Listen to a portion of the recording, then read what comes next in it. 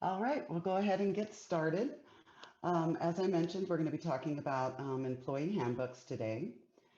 My name is Becky Page, and I am with Human Resources of Plus, along with Teresa Friel, who's our senior HRP professional. As most of you know at HRP, our passion is smaller businesses, which are the cornerstone of not only Colorado, but of our country. We're very committed to providing quality and affordable HR services and guidance, including providing information that can kind of assist you in reducing your liability. Also, we're very pleased to have Jennifer Gokenbach with us today. Since we're going to have a Q&A, we really needed her expertise. Her top-rated firm, the Workplace Council, has represented many employers from many industries before federal and state courts in Colorado and across the U.S. Jennifer has been a very valuable strategic partner of ours for many years, and we're thrilled to have her today. As I mentioned, the format today is different than the other webinars we've had in the past, as our presentation will only probably last about 30 minutes, and then we're going to go to a live Q&A. I just want to mention real quick that, Human Resources Plus is really honored to be part of your community of businesses. We greatly benefit from your input and questions, so we're hoping to get many, many questions at the end. However, before we get started, we want to take a quick survey to help us determine our April webinar topic. I'm going to read a list of 4 choices, and once you've heard them, you can enter the corresponding number in the chat window of 1, 2, 3, or 4. You can do up to 2 choices. So what we're considering for our topics is number 1 would be a refresher of the Paid Leave Law, HFWA, and Colorado's Equal Pay Act. Number 2 would be interviewing skills. Number 3 would be addressing poor performance. And number 4 would be the overview of Colorado employment laws. So if you want to enter 1, 2, 3, or 4, just with a maximum of 2 choices in the chat, that would help us greatly. And I'll go over them really quick again. 1 is the refresher of the HFWA is 1.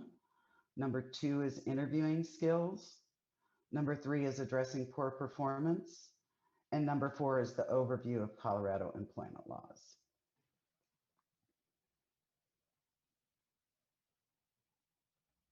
Great. Thanks so much for your feedback. So we'll talk a little bit about the housekeeping. You have been muted to ensure everybody can hear. We are going to encourage you to ask questions in the chat window, but we are going to have the live Q&A, so we will call on you. We'll have you unmute. Once you're unmuted, please just say your first name and the name of the business, which actually, that's only, remember, we're going to be sharing this with everyone, so you certainly don't need to say the name of your business, but it would be great if you could share the industry that you're in, whether it's manufacturing, nonprofit, service, retail. We will be emailing you a copy of the PowerPoint presentation. We want to ensure that we value your time, so we'll have a hard stop at 1 hour. And as always, this is the information we know as of today. And in every webinar, we'll obviously give a disclaimer that the content is not intended to be or provide legal advice. And we always encourage clients to seek counsel from a competent attorney should they have specific questions. So we're going to talk about the employee handbook basics. So what's an employee handbook? And really you want to kind of think of it as 3 different options. You have what's required, what's recommended, and what's optional. Okay. We're also going to talk about employee handbooks versus policy and procedure manuals. And we see this a lot. And so we're going to kind of give you a good guidance of what the difference is between the 2. Also, costly mistakes that we see that you really want to avoid, some of the most common ones. And then we'll be asking your questions. So number 1, why update your employee handbook? It's interesting when we were creating this webinar, 2 years ago, we would have probably given advice, you probably need to update your handbook every 18 months to 2 years. Now our guidance is you really need to want to update your handbook annually. Mainly because you want to ensure the policies that are currently in there you are still willing to enforce. And then, of course, number two is changes in the law. So, and you might have workplace, expectations that change, and there's going to be changes in the federal law. One law that you guys are probably familiar with is called the Comps Order 37. This law updates every year and it's required to be in your handbook. So next year it's going to be Comps Order 38. The next year, Comps Order 39. So we kind of break down our handbooks in these different areas. One is introduction to the company. And I think more and more employees really want to feel connected to their employer and their product and their service. So we really encourage you to think about some sort of introduction, maybe a history of the company, something from the ownership or senior management. Believe it or not, I know a lot of people think employees don't read the handbook at all, and that may be true majority, but there are quite a few employees I know that know the handbook better than their managers sometimes. So then you have employment practices, and this is the basic policies of unlawful harassment, but it also includes employee status definitions or classifications. We see a lot of errors in that. For instance, people will be like, well, we have part-time and full-time and occasional employees, but in their handbook it just says part-time and they've left out occasional. So you really want to clarify your status definitions. Also in the section, you can include discipline and term, promotions, transfers, things like that. Pay practices, obviously time recording. The big one is your work week. That's really important to include when your work week starts, when your work week ends. Then you'll have compensation and benefits. You need to make sure you obviously address overtime. One question we get a lot about is if you have in your employee handbook that you have to get approval to work overtime and somebody works overtime, can we not pay them? And that is incorrect. You still have to pay them. The Department of Labor looks at it as a disciplinary challenge, a performance challenge, and a policy challenge. So just because you have that in the policy does not mean that you can just not pay someone overtime. Obviously, paid leaves. This is a very important section. This is the one that employees challenge the most. Communications, for instance, like employee problem solving, obviously safety and health, which has gotten really important with COVID, and then conduct expectations. All right, the next slide we're going to talk about is we've just kind of put several policies in here, and you'll see that there's quite a few Colorado laws that you may not be aware of. For instance, the lactation and breastfeeding policy, domestic violence victim leave, that one is over 40 employees. But these are the policies that you want to ensure, and you're going to be getting the PowerPoint. So you will be able to, see this list and have this list. You'll see that there's several laws where it's both federal and Colorado law. So it's even more important to ensure that, you have these into your handbook. Okay, costly mistakes to avoid is overbroad confidentiality rules that prevent employees from discussing their wages. This one, you guys, we still come across handbooks where people have in there that employees cannot discuss their wage. They are not only protected by federal law, they're protected by state law. So employees can tell whoever they want what they make. So it's very, very important. And we got a screenshot down the road with court cases, and this is a very common court case. So how we kind of marketed this is if you're going to present this to a judge, you're already in violation of a federal law and a state law if you have any statement that says employees cannot discuss their wage. The big thing is language that implies a guarantee of permanent employment. So some of that terminology will be like, we will, Okay, there's certain policies that the word will can stand alone in. For example, harassment, you definitely need to follow your harassment. But we always say it's better to be like, generally, we will perform performance appraisals. Because if you say, we will perform performance appraisals quarterly and you don't do it, you've committed to it.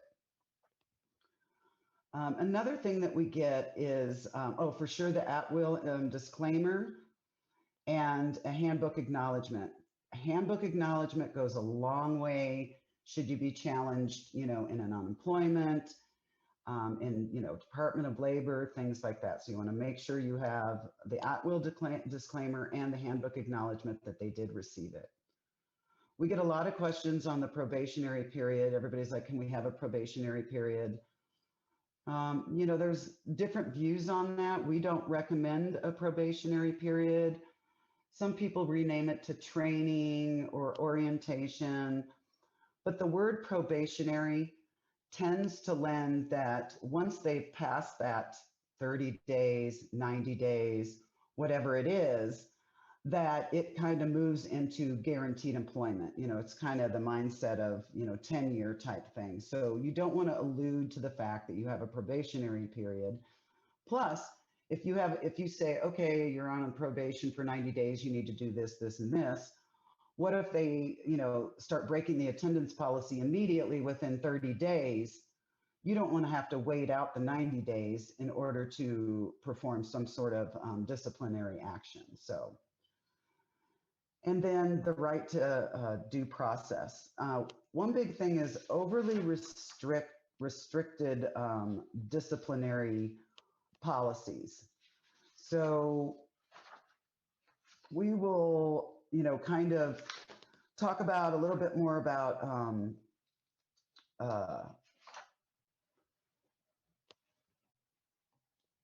when somebody is, especially in performance, in performance reviews, or we're sitting down and counseling.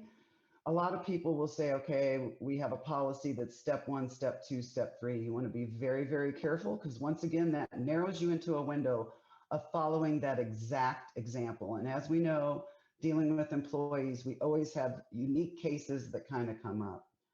The last thing I want to talk about is, you really need to know what's in your employee handbook. It's interesting, I would say 90% of the calls that we take when it comes to employee relations, our first question is, what's in your employee handbook?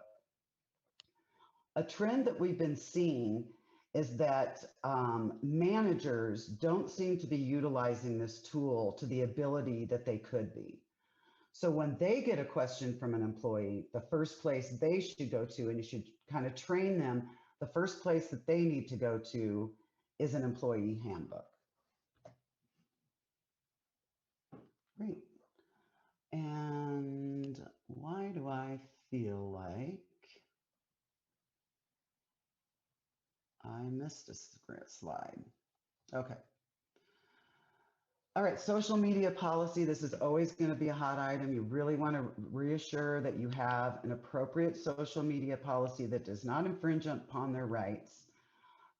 There's been many case law. I think Jennifer can verify that with the National Labor Relations Act. So it does protect the rights of employees, for our conversations conducted on social media. So it shouldn't be sweeping, the sweeping type policy that covers everything. Employees' comments on social media are generally not protected if they're, mere gripes not made in relation to group activity among employees. Also, you want to suggest that employees add a disclaimer to their posts that the opinions of an employee expressed on social media are the employee's own and do not necessarily represent the employee's stance. Our advice is, if you're going to take what's called adverse action, that's a term in employment law, if you are going to discipline, terminate over a social media policy, you definitely want the advice of an HR consultant or an employment attorney. There's going to continue to be lawsuits in this area. So to include, the risks are that, obviously they can disclose confidential or proprietary information. You want to include that, rules around, in the social media policy about confidentiality, intellectual property, and privacy. And also, if you have employees who manage your social media, you want to ensure that they understand the ownership of those social media accounts is the business ownership. And Jennifer, do you have anything else to add to that? Because I know it can be kind of a hot topic. No, I think you explained it well. Okay, great. All right.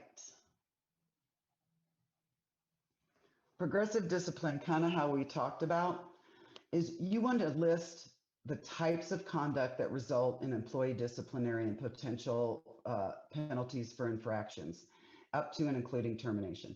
Obviously, we can't admit or we can't list everything, but you want to have a pretty solid list. There's interesting things like even gossip, for me, or malicious gossip. Like in all the handbooks we do for clients, we include malicious gossip. So there's many things, the misuse of keys, things like that. Also, we're cautioning don't use a rigid step disciplinary system that the company cannot deviate from. You will always want to allow some flexibility to handle serious incidents or unique situations, which I'm sure you could all share very unique situations. Also in this list, we've provided you this disclaimer. So you should place this disclaimer in your standards of conduct. And remember, we had a section of conduct practices. So this disclaimer should be in that section because more or less it says that, each situation is fact specific and you evaluate it on case by case. And whatever action or counseling you take does not set a precedent for future circumstances. So, and then obviously you're reiterating the at will, an employee may be terminated at any time for any reason. I'm just going to touch real quick on the at will. We get this question a lot. Well, aren't we, at will and we can just fire, anybody for any reason? Of course, you can separate employment. However, if you have violated one of the many laws, discrimination, retaliation. Retaliation is really big right now. Very, what that is let's say somebody filed, this is kind of a simple example, but somebody filed a work comp claim and then you discipline them and it appears that you're disciplining them for a work comp claim. So you want to make sure you stick with that.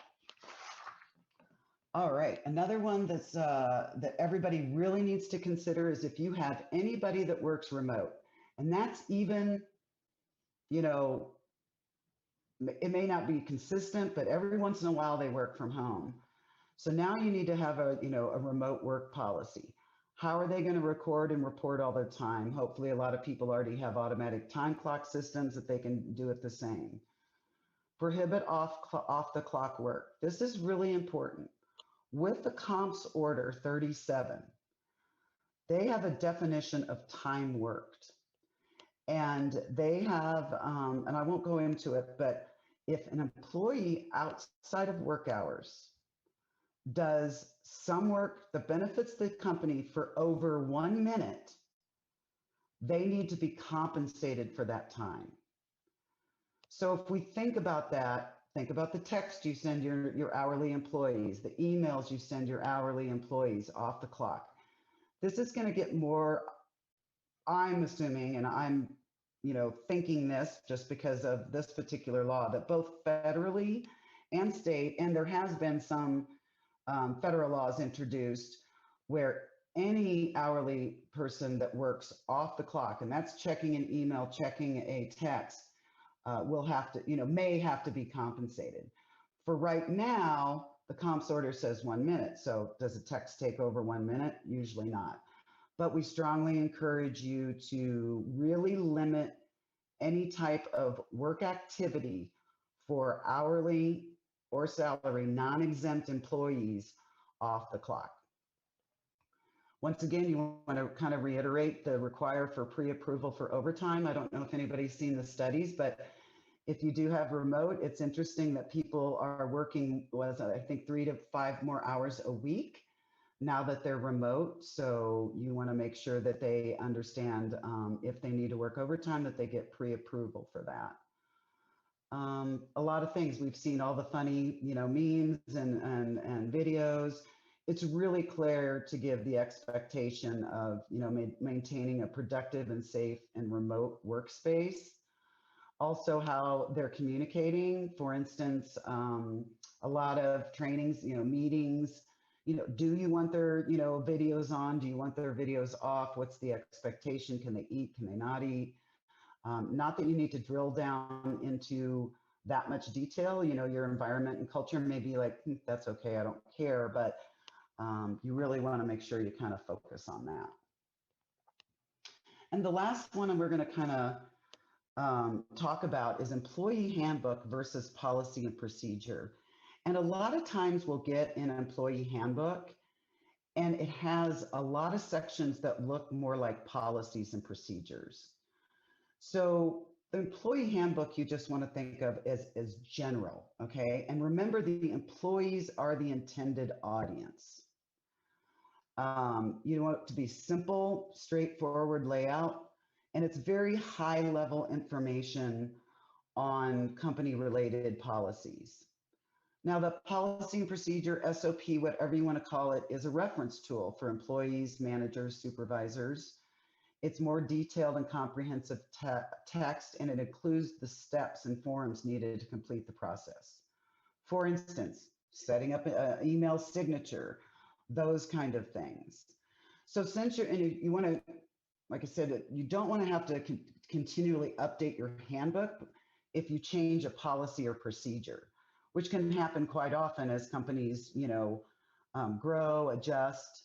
So you really want to look through all your sections, all your policies in your employee handbook, and make sure to pull out and create a policy and procedure manual of those things that really do not be pertained into the employee handbook.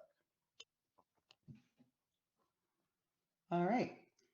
The next, Hey Becky, I'd like to yeah. add on that a little bit, and that includes, safety manuals as well. I know I get a lot of questions about including safety manuals in the handbook, and we always feel that those should be separate as well. Great, thanks. We're just throwing up a few court cases here, a few headlines. Macy's, this was back in 2015, had a challenge on their employee handbook. The state Supreme Court is our use it and lose it vacation policy, which hopefully everybody by now does not apply. And then the one below here, this Bostock, Clayton County, stated that they had an FMLA policy, but they omitted a section of the additional requirements of the employer that there has to be at least 50 employees at or within 75 miles of the employee's workplace. And I do want to kind of bring up real quick before we open it up. We do see this a lot, Family Medical Leave Act. I didn't cover that yet, did I? Anyway, if you're not subject to the Family Medical Leave Act, do not include it in your employee handbook, because then you have to abide. There's a case that you would have to abide by it. Very strong case. If you want to, if you want to give your employees FMLA, that's perfectly fine. Keep in mind, though, that Colorado is going to have our Healthy Family Leaves Act, which is going to be paid leave that mirrors the FMLA. It's going to be coming up in a couple years. So make sure if you're not subject. Now, a covered employer is a private employer with 50 or more employees in a 20 or more work weeks in the preceding week, okay? Also including a joint employer for those that are have multiple entities. I'm sure you're familiar with the phrase called joint employer. You're going to be really careful to watch that. I've seen where they're going to be re-looking at the definition. The federal government's going to be looking at the definition again of a joint employer. So for sure, pay attention to that. So we can help you if you want us to review or, create your handbook. We do have an employee handbook sample on the website for our members. It doesn't include Colorado specific laws, but it does have some great jumping off points to get started.